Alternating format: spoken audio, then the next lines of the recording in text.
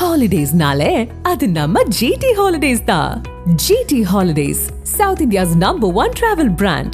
You know you are special when you're with GT Holidays. Pudukkottai மாவட்ட திமுகவில் நீண்ட காலமாக நீடித்து வரும் உட்கட்சி மோதலின் அடுத்த கட்டமாக அமைச்சர் கே.என். நேருவை முற்றுகையிட்டு நேருக்கு நேராக திமுக நிர்வாகிகள் மல்லுக்கட்டிய சம்பவம் பரபரப்பை ஏற்படுத்தியுள்ளது. புதுக்கோட்டை திமுகவில் உட்கட்சி மோதல் அதிஉச்சத்தை எட்டி நிற்கின்றது. கடந்த 2024ஆம் ஆண்டு புதுக்கோட்டை மாநகர செயலாளராக இருந்த செந்தில் மரணமடைந்ததிலிருந்து இந்த பஞ்சாயத்து தொடங்கியது. புதுக்கோட்டை மாநகர செயலாளராக செந்திலும் அவரது மனைவி திலகவதி நகர்மன்ற தலைவராகவும் இருந்தனர். புதுக்கோட்டை நகராட்சி மாநகராட்சியான நிலையில் அதன் முதல் மேயரானார் திலகவதி. இந்த நிலையில் மாநகர செயலாளர் செந்தில் கடந்த ஆண்டு டிசம்பர் மாதம் மாரடைப்பால் காலமானார். அவரது மகன் கணேசுக்கு பிப்ரவரியில் திருமணம் நிச்சயிக்கப்பட்டிருந்த நிலையில் செந்தில் மரணமடைந்தது அவரது ஆதரவாளர்களை அதிர்ச்சியடைய வைத்தது. அமைச்சர் கே.என். நேருவின் தீவிர ஆதரவாளர் செந்தில். அதனால் செந்திலின் உடல் நல்லடக்கம் செய்யப்படும் வரை அமைச்சர் நேரு உடனிருந்தார். செந்தில் மரணத்தை தொடர்ந்து புதுக்கோட்டை மாநகர திமுக செயலாளர் பதவி யாருக்கு என்ற கேள்வி எழுந்தது. இந்த நிலையில் கடந்த மார்ச் மாதம் புதுக்கோட்டையில் மத்திய அரசுக்கு எதிரான பொதுக்கூட்டம் நடைபெற்றுக் கொண்டிருந்த தருணத்தில் மாநகர பொறுப்பாளராக தொண்டரணி ராஜேஷ் அறிவிக்கப்பட்டார். புதுக்கோட்டை மாநகர பொறுப்பாளராக ராஜேஷ் அறிவிக்கப்பட்ட அந்த இரவே திமுகவினர் சாலை மறியல் போராட்டத்தில் குதித்தனர். திமுக மாவட்ட செயலாளர் செல்லப்பாண்டியன், எம்எல்ஏ முத்துராஜா ஆகியோரை முற்றுகையிட்டும் போராட்டம் நடத்தினர். மேலும் ஆத்திரத்தின் உச்சியில் புதுக்கோட்டை மாநகர திமுக அலுவலகத்திற்கு பூட்டும் போட்டுவிட்டனர். இந்த விவகாரம் புதுக்கோட்டை திமுகவில் நெருப்பாக தகித்துக் கொண்டிருந்தது.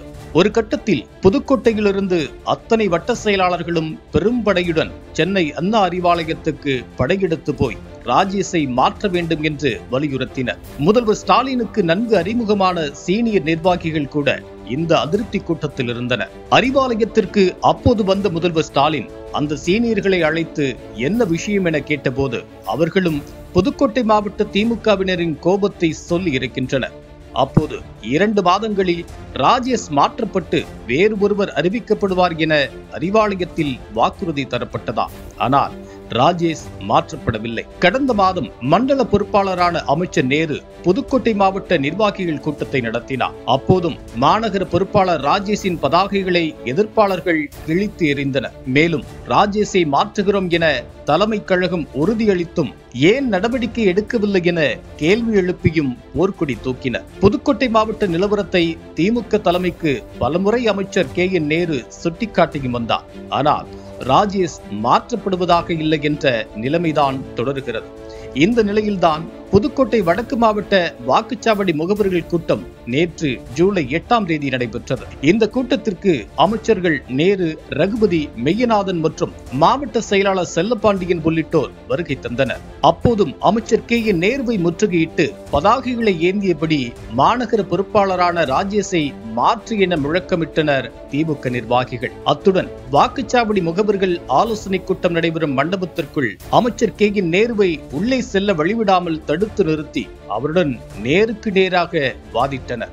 அவர்களை ஒரு வழியாக ஒதுக்கிவிட்டு மண்டபத்துக்குள் சென்றார் அமைச்சர் நேரு. புதுக்கோட்டையில் அமைச்சர் கே.என். நேருவை மீண்டும் மீண்டும் முற்றுகையிட்டு திமுகவினர் போராட்டம் நடத்துவதே மாநகர பொறுப்பாளர் ராஜேஷை மாற்றியாக வேண்டும் என்பதற்காகத்தான்.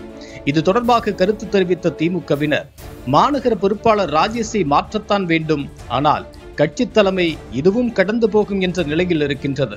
இந்த நிலை தொடர்ந்தால் 2026 சட்டமன்ற தேர்தலில் புதுக்கோட்டை சட்டமன்ற தொகுதியும் திமுகவை விட்டு கடந்து போகும் அபாயம் இருக்கின்றது என இப்போவே எழுதி வைத்துக் கொள்ளுங்கள் என எச்சரிக்கை செய்கின்றனர். Holidays nale, adu namma GT Holidays da. GT Holidays, South India's #1 travel brand. You know you are special when you're with GT Holidays.